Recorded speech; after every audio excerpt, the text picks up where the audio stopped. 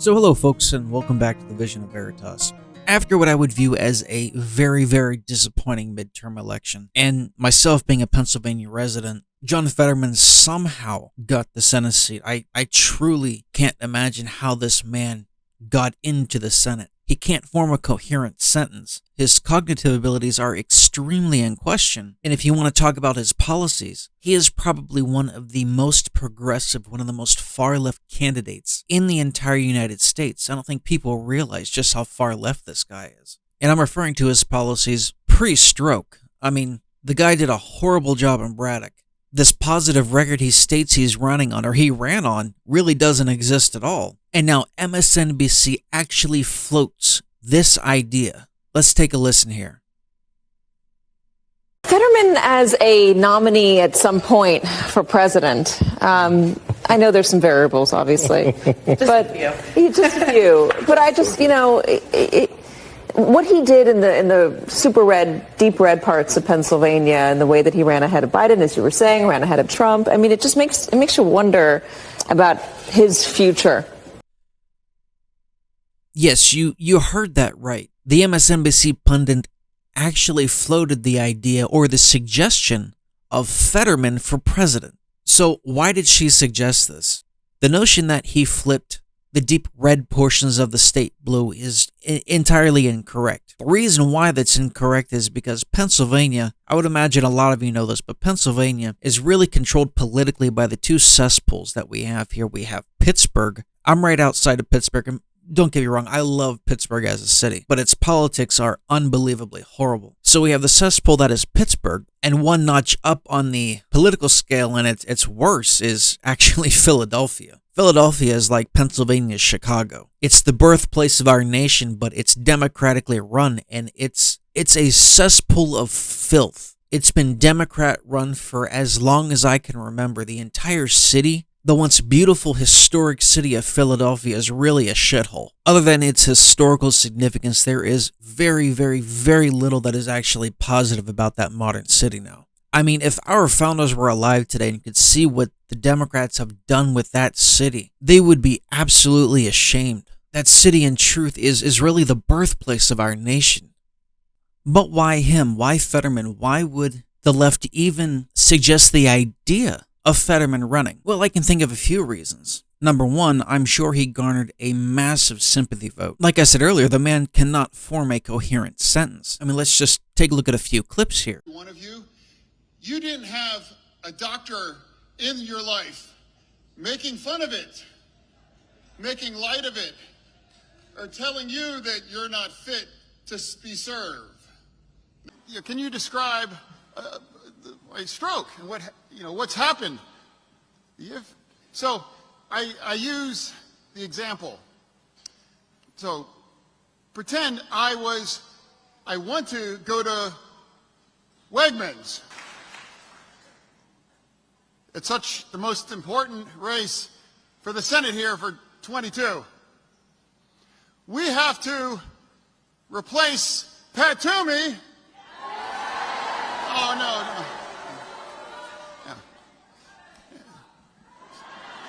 Senator Toomey was not very nice to me.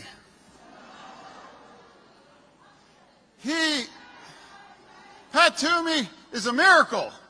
He had a chance to match me up again. Abortion is the ballot now in November. What do you think the biggest cause of inflation is, and should the Biden administration be doing more? No, I just do. I think that simply is also, let's talk about the trillions in massive tax cuts to the corporate tax structure as well. True. Trillions of dollars that have added to the deficit, and now they still want to support those as well. True.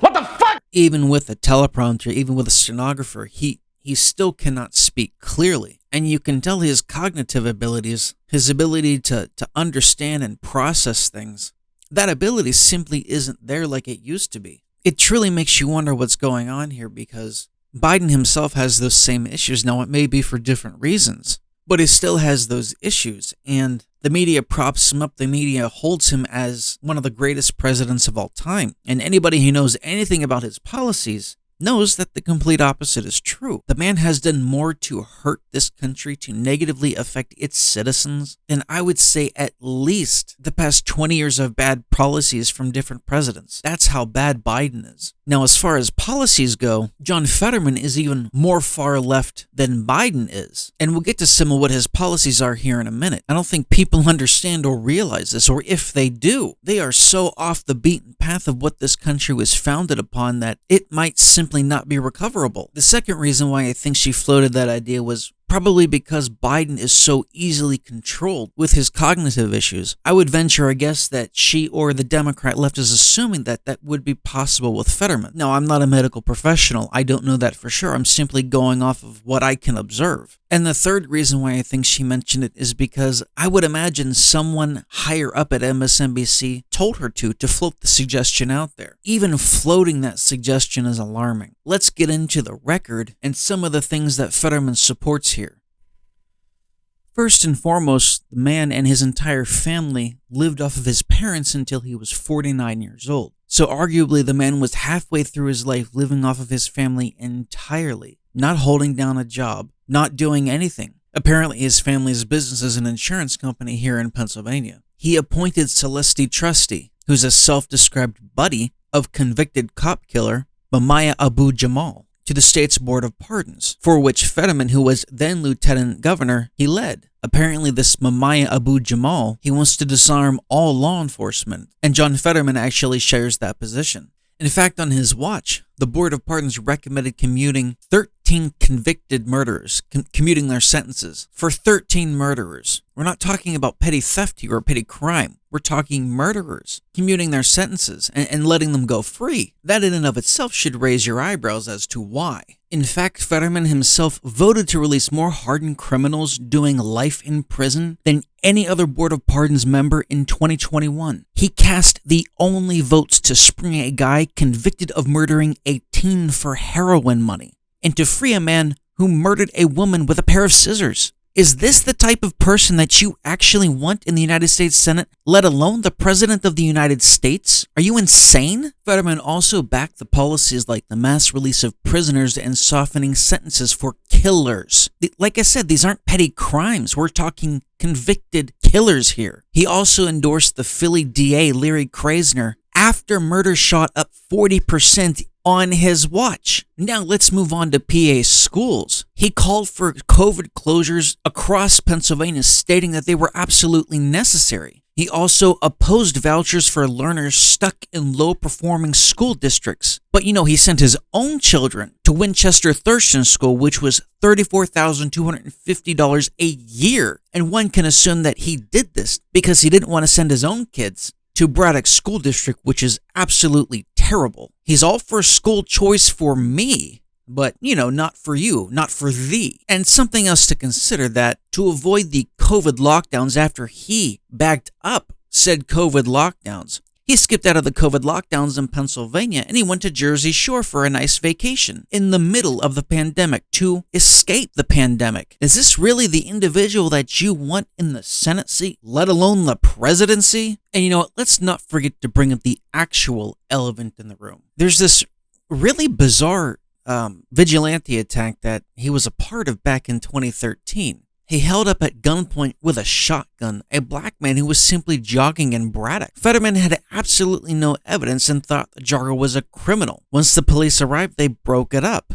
Now, if that were a Republican, that would have ended his career right then and there. But no, since he's a Democrat, he gets a pass. I mean, can you even imagine if a Republican did that? If you or I even did that, that would be a straight do not pass, go directly to jail. And you know what, to add insult to injury, Fetterman even defended Obama when in 2008, as Obama was on the trail for his campaign, when he took a jab at the conservatives of Pennsylvania by sitting where nothing but small-town Pennsylvanians bitterly clinging to our guns and religion. You know, something tells me if it weren't for Fetterman's stroke, his inability to read, understand, and comprehend questions, we would have seen a completely different side of him, a side that is so radically progressive that the man would have had no chance at Pennsylvania's Senate seat. As much as I couldn't stand Pat Toomey I would have taken any day over this guy.